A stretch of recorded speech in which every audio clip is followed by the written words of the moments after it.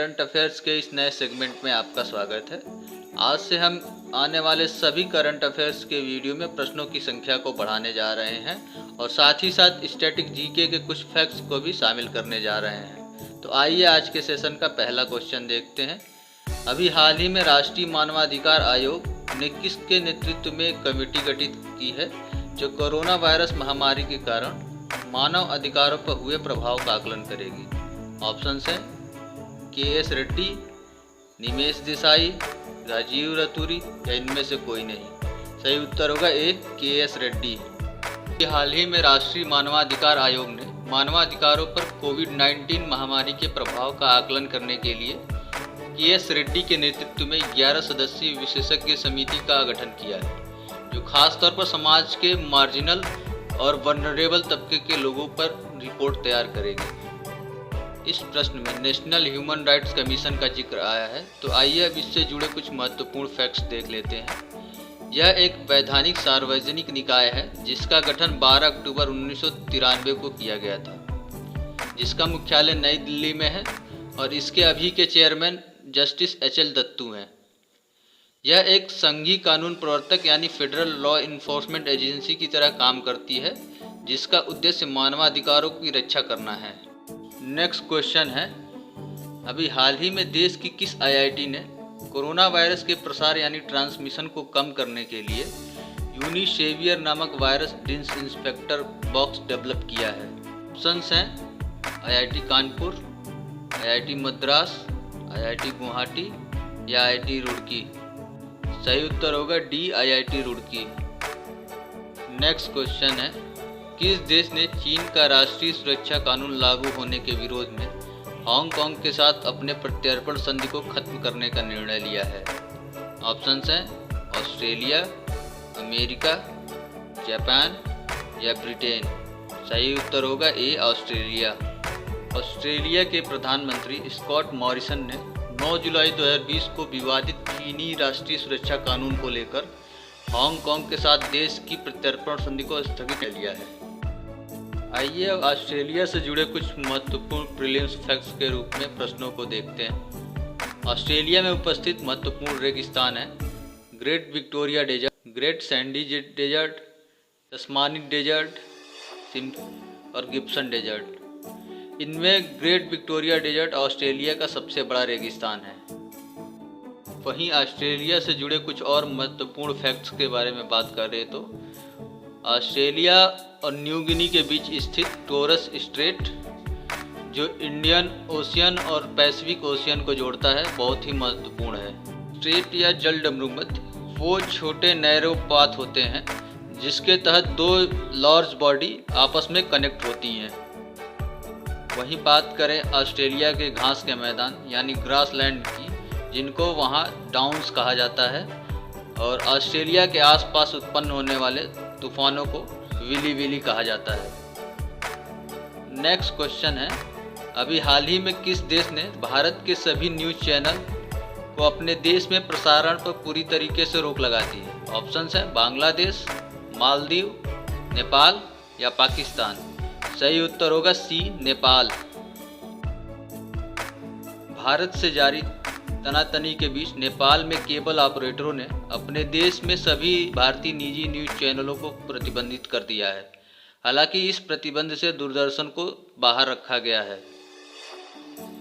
इस क्वेश्चन को शुरू करने से पहले हम आप सभी को ये बात बताना चाहते हैं कि आप क्वेश्चन नंबर 5 और क्वेश्चन नंबर 6 को ध्यानपूर्वक देखिएगा, क्योंकि हमने इसमें 2 मिलते जुलते एग्रीमेंट और ट्रीटी को शामिल किया है, जो काफ़ी कंफ्यूजिंग है। तो आइए क्वेश्चन नंबर 5 देखते हैं।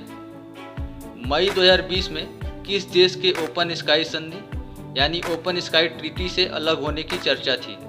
ऑप्शंस हैं रूस, अमेरिका, चीन या जापान। सही उत्तर होगा बी, अमेरिका। अमेरिका ने रूस पर यह आरोप लगाया था कि रूस द्वारा लगातार इस संधि का खुले तौर पर उल्लंघन किया जा रहा है। इसके चलते अमेरिकी राष्ट्रपति ने इस ट्रीटी से अलग होने की चेतावनी दी थी।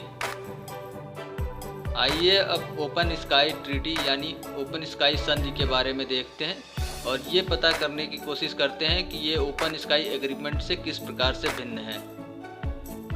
यह संधि वर्ष 2002 में अमेरिकी राष्ट्रपति जॉर्ज डब्ल्यू बुश के प्रशासन के दौरान प्रभाव में आई थी, जिसको 1992 में फिनलैंड की राजधानी में साइन करने के लिए रखा गया था। इस संधि में टोटल 34 देश शामिल हैं, जिसमें अमेरिका और रसिया भी शामिल हैं। अगर बात करें इस ट्रीटी में शामिल अन्य देशों की, जो मुख्यतः नॉर्थ अमेरिका और यूरोप से आते हैं। इस ट्रीटी का मुख्य उद्देश्य इस संधि में शामिल अन्य देशों की सीमाओं में सैन्य गतिविधियों की जांच के लिए गैर हथियार वाले निगरानी विमानों को उड़ाने की अनुमति देना है। इसके लिए उस देश को निगरानी उड़ान के इच्छुक देश द्वारा कम से कम 72 घंटे पूर्व इसकी सूचना देनी अनिवार्य है। वहीं भारत और भारत के पड़ोसी देश चीन की बात की जाए तो ये दोनों देश इस ट्रीटी के हिस्सेदार नहीं हैं। आइए आज के सेशन का छठा क्वेश्चन देखते हैं। हाल ही में किस देश ने भारत के साथ एक ओपन स्काई समझौता करने की इच्छा व्यक्त की है? ऑप्शंस हैं इजराइल, संयुक्त अरब अमीरात, चीन या ईरान। सही उत्तर होगा ऑप्शन बी यानी यूएई, संयुक्त अरब अमीरात। आइए अब ओपन स्काई एग्रीमेंट को समझने की कोशिश करते हैं और देखते हैं कि ये ओपन स्काई ट्रीटी से किस तरीके से भिन्न है। बात करें इस एग्रीमेंट की तो यह केवल दो देशों के मध्य द्विपक्षीय समझौता होता है, जिसके तहत दोनों देशों को अंतर्राष्ट्रीय यात्री व कार्गो सेवा प्रदान करने हेतु एक दूसरे के हवाई क्षेत्र में अधिकार प्राप्त हो जाते हैं। यह एग्रीमेंट केवल उन्हीं देशों के बीच हो सकता है जिनकी लैंड बाउंड्री की दूरी 5000 किलोमीटर के अंदर आती है। भारत ने अभी तक 6 देशों के साथ ये एग्रीमेंट पे साइन किया है। ये देश हैं Greece, Jamaica, Guyana, Finland, America और जापान। नेक्स्ट क्वेश्चन है, अभी हाल ही न्यूज में रहे संथाल विद्रोह के संबंध में निम्न में से कौन सा कथन सही है? पहला कथन है हूल दिवस संथालों की याद में हर साल 30 जून को मनाया जाता है। दूसरा कथन है 1855 में झारखंड में शुरू हुआ ये विद्रोह अंग्रेजों और जमींदारों के विरुद्ध था। तीसरा कथन है इसके प्रमुख नेता सिद्धू, कान्हू, चांद और भैरव थे। ऑप्शंस हैं केवल 2 और 3, केवल 1 और 3, केवल 1 और 2 या डी तीनों कथन सही हैं। सही उत्तर होगा डी तीनों कथन सही हैं। अभी हाल ही में 30 जून को मनाए जाने वाले हूल दिवस को कोरोना महामारी के चलते झारखंड सरकार ने इस दिन आयोजित होने वाले मेले को स्थगित कर दिया है, जिसके कारण ये चर्चा में बना हुआ था। नेक्स्ट क्वेश्चन है, अभी हाल ही में किस राज्य ने प्योर फॉर श्योर कैंपेन चलाने का फैसला किया है? ऑप्शंस हैं मध्य प्रदेश, राजस्थान, उत्तर प्रदेश या बिहार। सही उत्तर होगा बी राजस्थान। राजस्थान सरकार ने 8 जुलाई से 14 जुलाई तक यह अभियान चलाने का फैसला किया है, जिसका मुख्य उद्देश्य दूध और उसके उत्पादों की शुद्धता सुनिश्चित करना है। नेक्स्ट क्वेश्चन है, आरबीआई द्वारा जुलाई 2020 में जारी 2020-21 डाटा के अनुसार कौन सा राज्य मार्केट बारोइंग यानी बाजार से उधार लेने में पहले स्थान पे है? ऑप्शंस हैं तमिलनाडु, आंध्र प्रदेश, महाराष्ट्र या डी गुजरात। सही उत्तर होगा ए तमिलनाडु।